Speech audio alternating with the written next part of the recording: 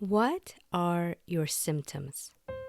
When you feel sick or something's going on and you go see a professional or you're doing research or you are talking to someone, at one point that question might come up, especially if the other person that you're talking to is meant to help you get a diagnosis or at least narrow it down to a ballpark of what might be going on. And today, I want to go through the symptoms for both PTSD and complex PTSD because I personally believe that an understanding of PTSD is crucial in order to fully grasp the intensity that comes with that upgrade to the complex PTSD. We're going to keep the episode focused on the symptoms. I'll go one by one. I will try to be vulnerable and share which ones are resonating for me and which ones are not resonating for me. Because here's the thing, and I know I've said this before, but complex PTSD and PTSD, quite frankly, they can look different for everybody. Not everybody will experience the same symptoms. And even the way it's caused is going to differ for all of us.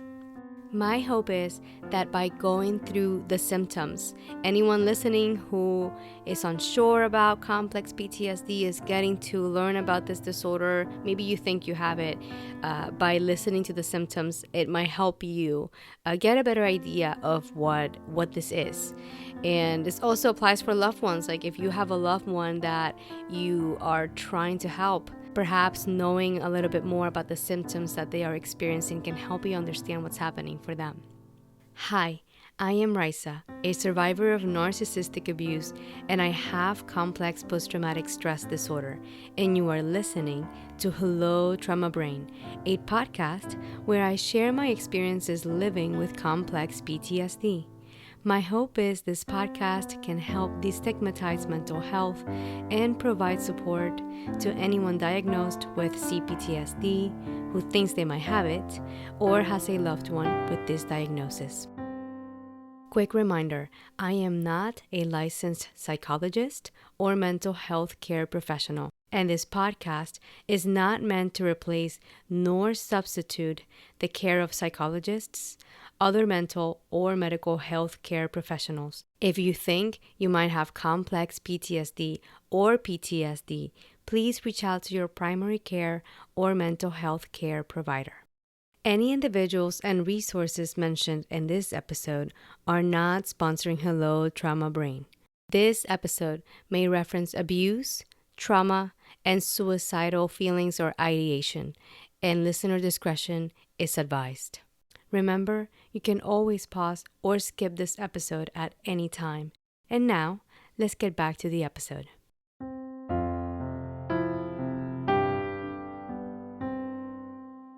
Welcome, dear survivors, to yet another episode of Hello Trauma Brain.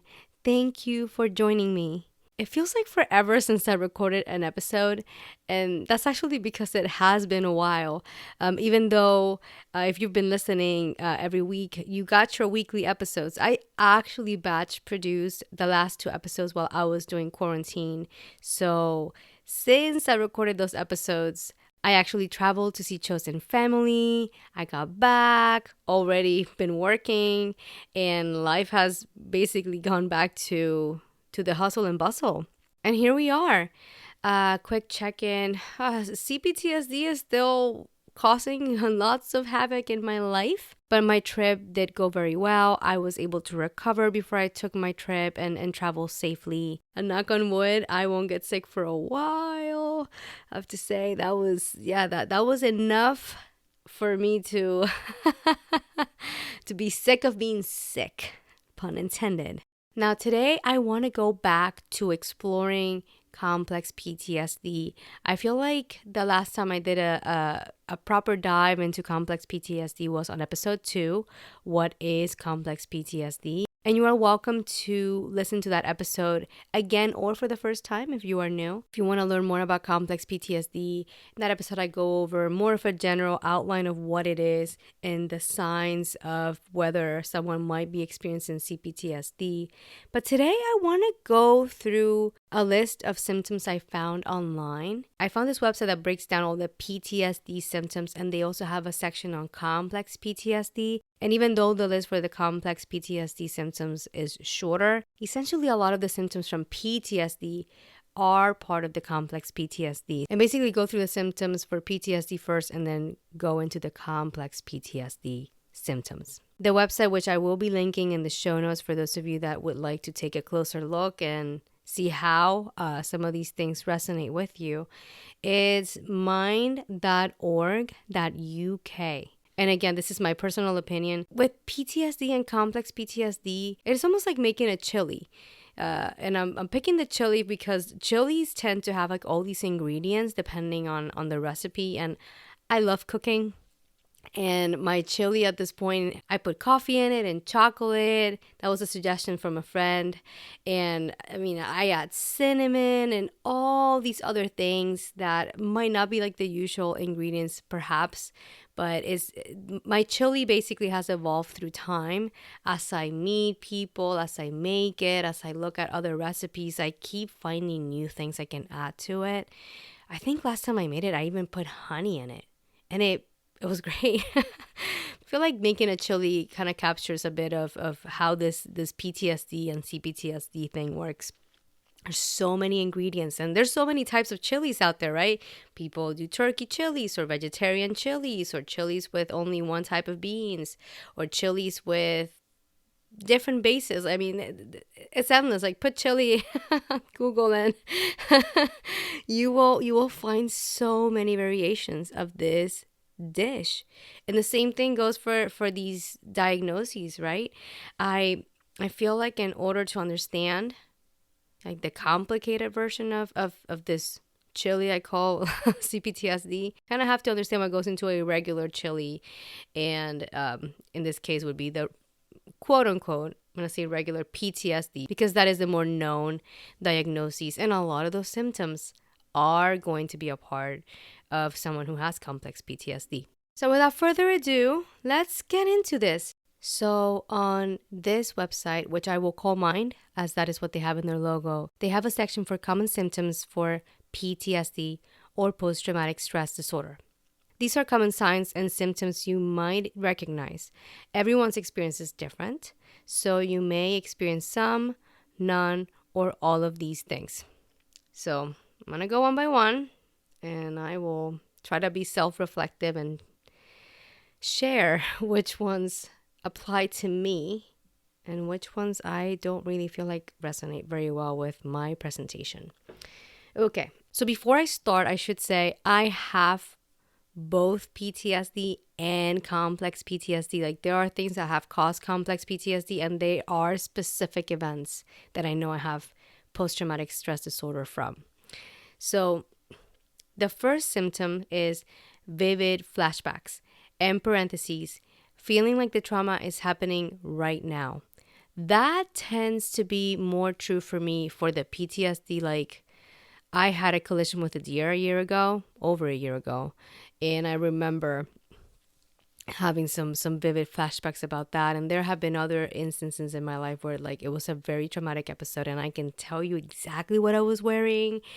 I can see the details in the room. Like it's a little bit distressing to think about it because we're talking about really heavy trauma. So in the spirit of like trying to stay regulated to do the episode, I'm trying really hard right now not to think about that. It's hard because it's almost like don't think about an elephant and the first thing that pops into your head is an elephant. So I'm trying to like describe the vivid flashbacks without thinking about the flashbacks, and it's not really working. So okay, let me take a deep breath here and continue.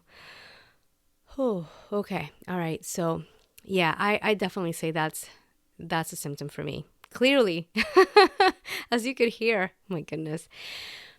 Oh, okay. Next, intrusive thoughts or images. To me, it's so severe that I'm pretty sure I have obsessive thinking. It's like obsessive compulsive thinking, I think is what they call it. It's like the OCD version where it's with thoughts. 100%. I've been struggling with that shit for years. I don't think I, oh my gosh, I don't think I remember much of a time of my life, maybe when I was very young, when I wasn't struggling with the intrusive thoughts. Next up is nightmares. Absolutely. I don't remember every single dream I have every night, but when I have a nightmare, oh my gosh, it's fucking brutal. And my nightmares tend to be violent and very intense and distressing. So I'll go ahead and share this. So I had this recurring nightmare for a while, and I want to say I probably was maybe 6, perhaps younger. And it was 2 of my stuffed animals, and it always happened in the living room. They would literally go through it like a ghost would in a movie, and they were holding knives, and they would tackle me down and murder me. Like right before they were like about to give the last blow, I would wake up. And it got so bad to the point where like the stuffed animals actually had to be given away. Like they disappear. My caretakers made them go away because it was really distressing for me to be around them when I was awake. And that's been a theme. Like my nightmares as an adult is just violent stuff with cars, like car crashes or somebody that I care about getting murdered. It's just really intense. And again, when I get those, like there's some nightmares that are a little bit unsettling and I can still fall asleep, and there are some that is just like once I woke up from that thing, it's like, yep, I'm in it. And I guess that's a symptom. So I definitely check that one. Next, intense distress at real or symbolic reminders of the trauma. Yup, that one for sure.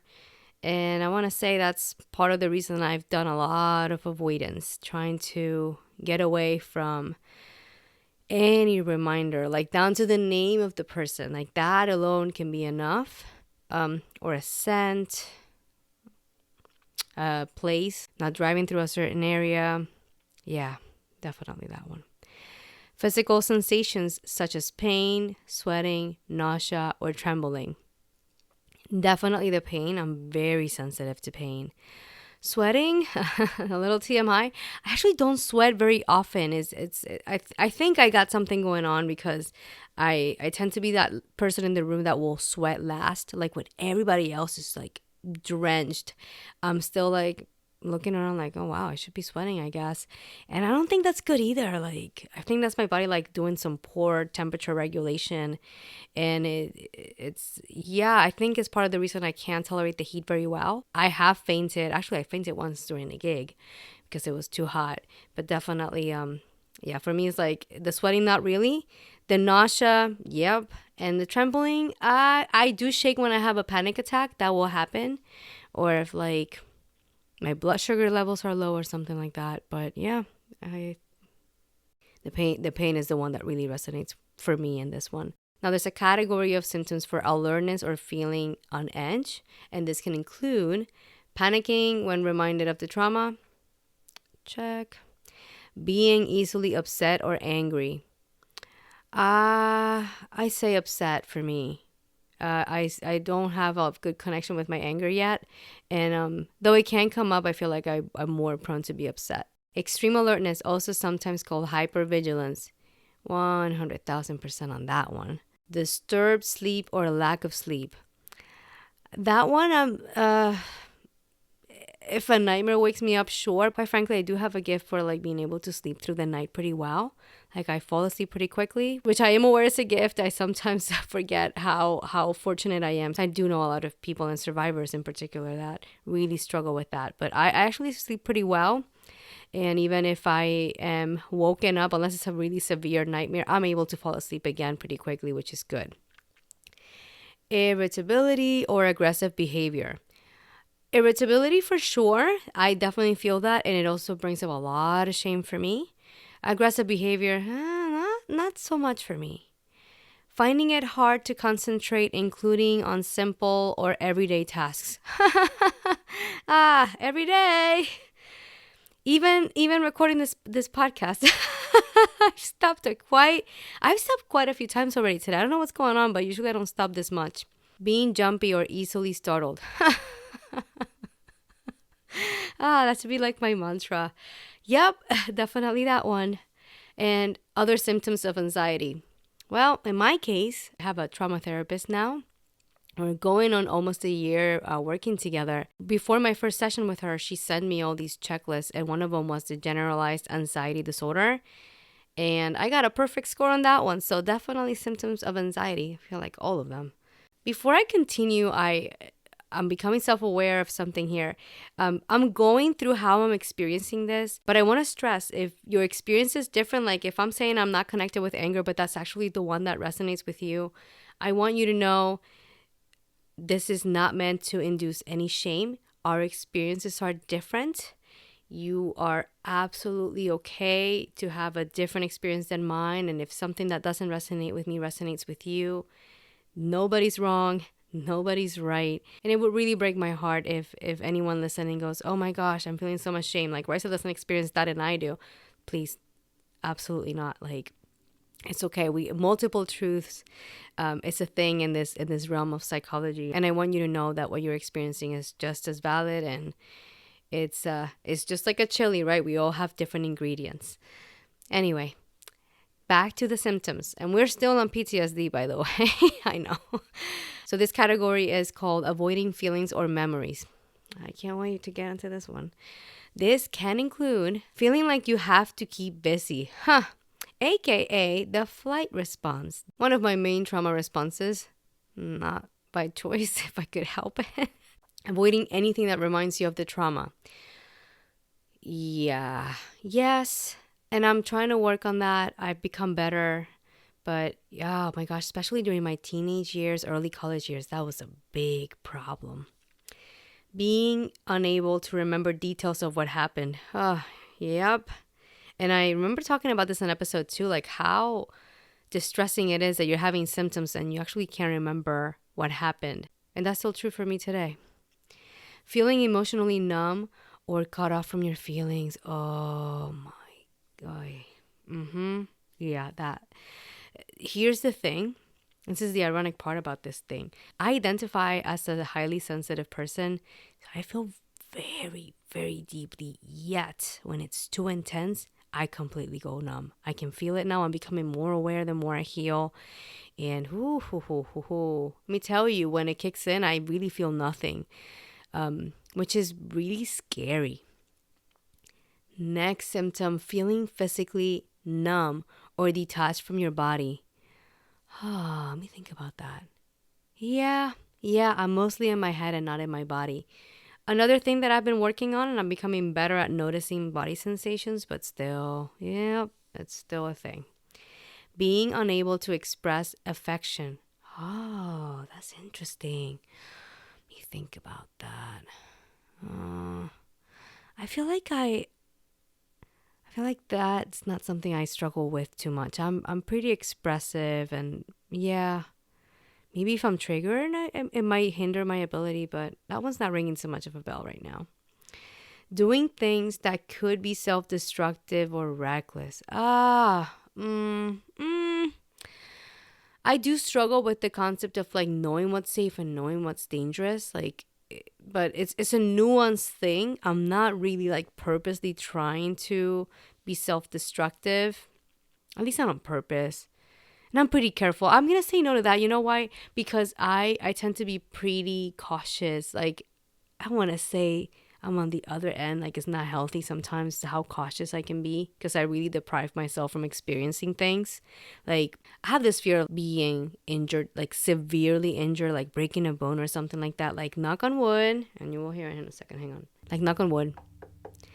I hope I can go through my life without breaking a bone. I actually don't even want to say it. I'm being superstitious right now, so I'm scared that I'm gonna say it here. And by the time the episode comes out on Thursday, I'm gonna have like a cast on or something. But yeah, I would say I guess maybe not so much that one. Using alcohol or drugs to avoid memories. Alcohol. Yeah, I had a bit of a problem with that. I want to say like mid-20s, beginning of my 30s. It didn't get severe. Like, I wouldn't consider myself someone who was abusing it, but I know I have noticed, like, especially in my 20s, when I was triggered, I would, yeah, sometimes it would become an escape to just have a few more drinks than my usual, and not good. And again, it's not a healthy coping mechanism. And I'm not trying to come from a shaming place. Like, if you are struggling with this, I really encourage you to seek help. I'm going to link some resources for you in the show notes. I want you to know that you are not alone. And again, I want to really emphasize, like, I don't want to come from a shaming place. I want to come from a place of educating ourselves so we can empower ourselves and work on these things. Because again, these symptoms make a lot of sense after the stuff that some of us have been through. Next category is difficult beliefs or feelings. This can include feeling like you can't trust anyone. Yeah, I feel that sometimes. Even though I'll say, like, I have people in my life that I do trust, but sometimes it's really hard for me to know who to trust. Like, especially with the new people, that's still a struggle in that arena. Feeling like nowhere is safe. Oh my God. Oh, fuck. Yeah. Yeah. Not even in my own fucking home. Not even in my body. Not even in my body sometimes. Oh. Oy. Okay. All right. Feeling like nobody understands. Yes. A lot more before I started healing. These days, it's improved, but definitely a symptom. Blaming yourself for what happened. Oh my gosh. Oh, if I had $1 for every time I blame myself, I would be so rich that I could just quit my job and just do this podcast and nothing else. Overwhelming feelings of anger, sadness, guilt, or shame. Yes. More the sadness, guilt, and shame for me. But the anger's still there too. It's just not as strong as the other three. Especially the shame. That one takes the cake here for me. All right, I got through the list.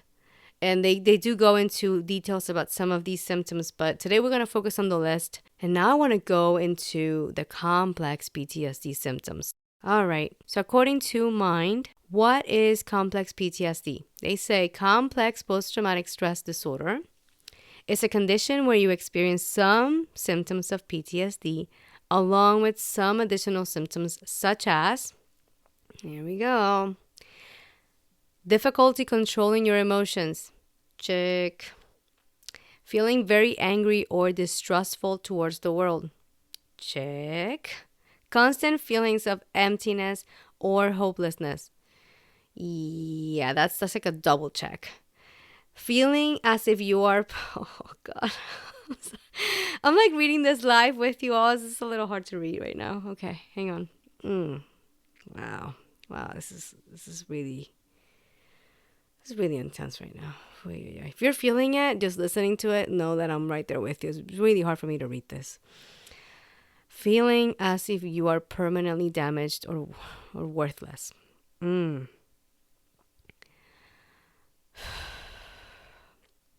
Can you tell that's a check for me? Okay.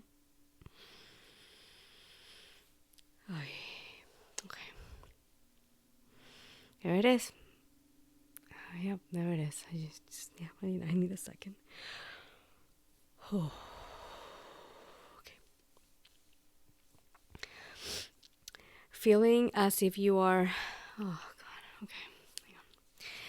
Feeling as if you are completely different to other people. Yeah, I struggle to feel like I belong anywhere. That's been like the constant theme of my life.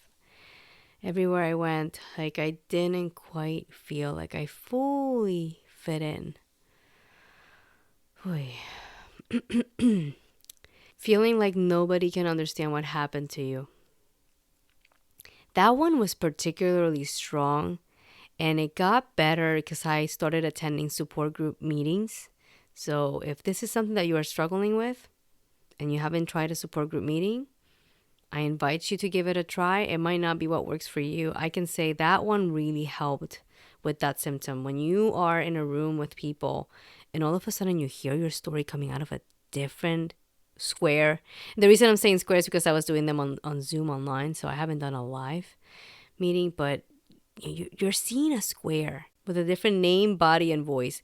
And might as well be your square because it's the same thing you went through. It's just, it really opens your eyes. And that feeling of I am alone and nobody gets this, it can be helped when you are exposing yourself to hearing how other people are actually experiencing it too. And not from a dismissive or minimizing framework, but from a place of camaraderie. And it is very helpful to fight those feelings of loneliness and isolation. Next symptom, avoiding friendships and relationships or finding them difficult. Oh my God. Oh, wow. Yeah. With the friendships, I'm better with the friendships, especially these days. Still find them difficult. Still, it's a struggle to know what the heck's going on half of the time. And I will say, though, in terms of romantic relationships, I am not doing very well in that arena. I've been single for a year now, and I dated last year for about 3 months. And before that, you know, if I take that relationship and I lift it, you know, it's been 3 years, and I feel like by now somebody that doesn't have this probably might feel like, let's get on the dating apps, let's start meeting people, let's give it another shot. And I'm like, nope.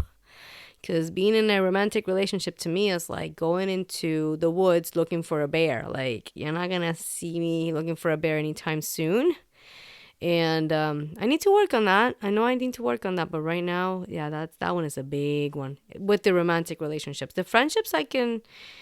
That I'm working on, and I have my days when I feel like I'm thriving, and I have my days when I feel like I'm not thriving at all.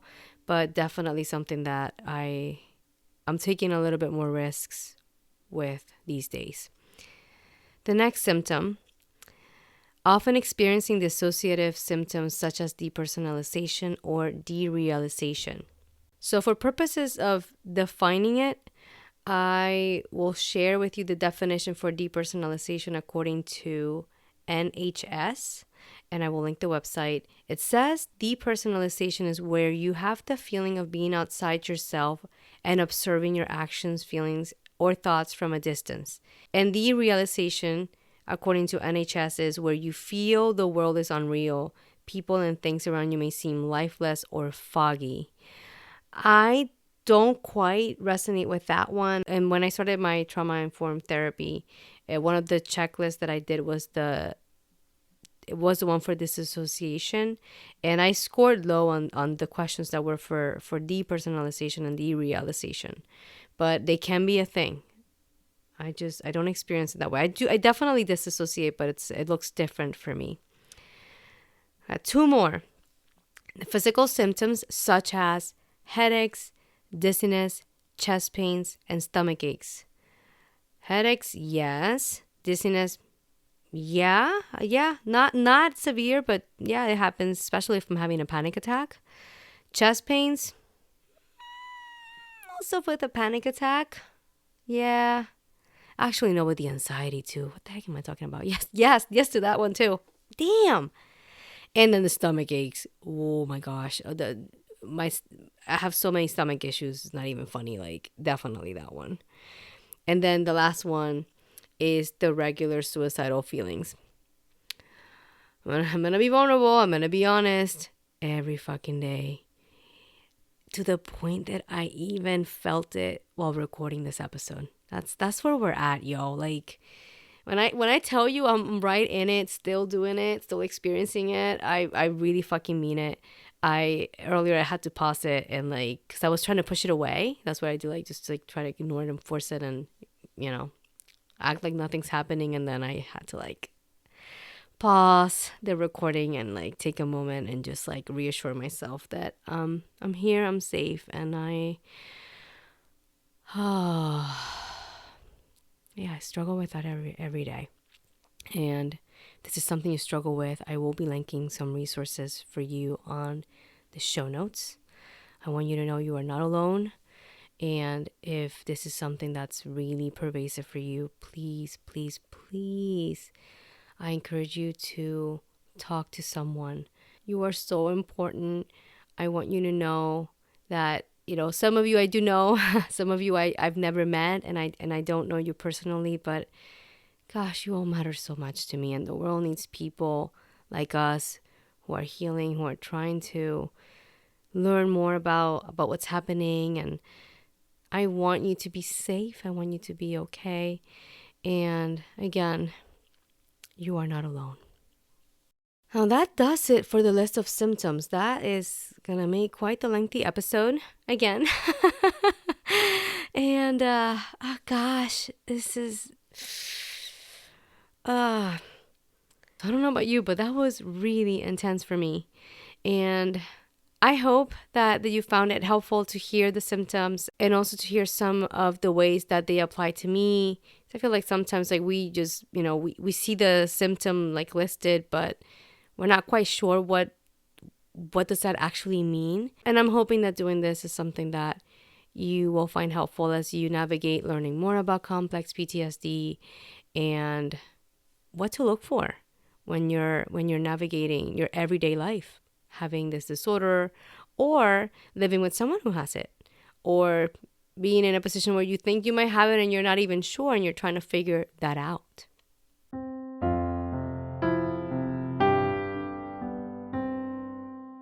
In this week's Healing Invitation, I invite you to reflect on these symptoms. What resonated with you? What did not? Is there something that you can think back and go, wow, that actually was something that really used to be a struggle and not anymore, or vice versa? And I invite you to reflect on it, and not from a place of shaming yourself, but from a place of getting to know yourself, your mind, and your body better.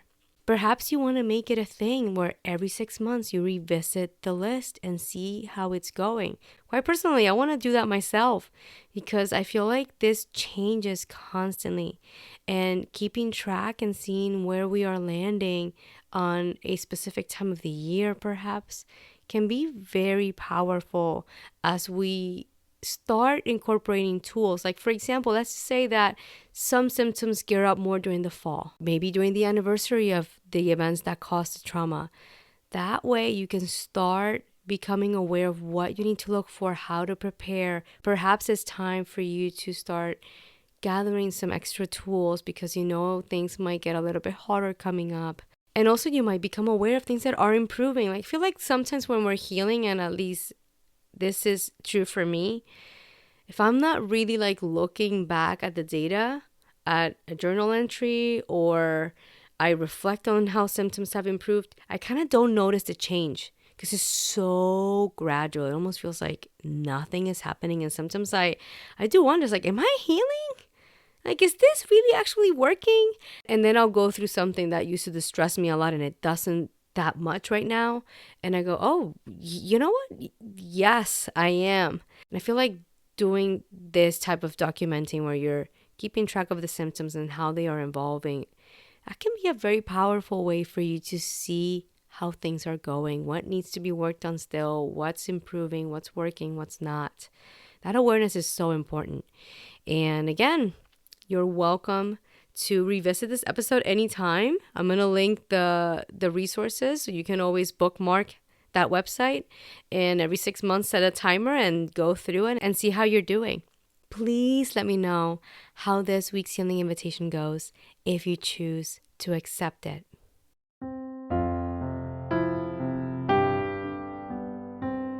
Before we wrap up this episode, all music and production is courtesy of yours truly.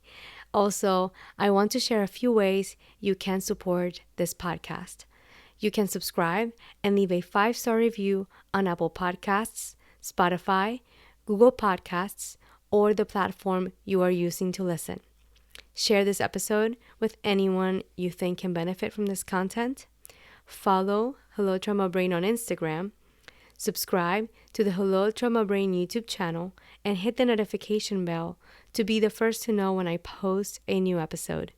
And you can make a donation by getting me a coffee through the official bio site. No worries, all links will be provided in the show notes.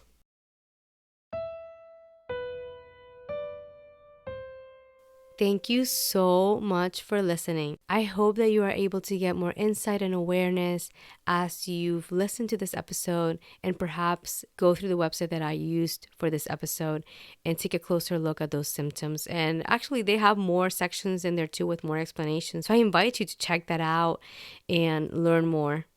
And if anything, if you have PTSD or complex PTSD or both, or think that you might have any of these, I hope that by the end of this episode, you can have a sense of you are not alone.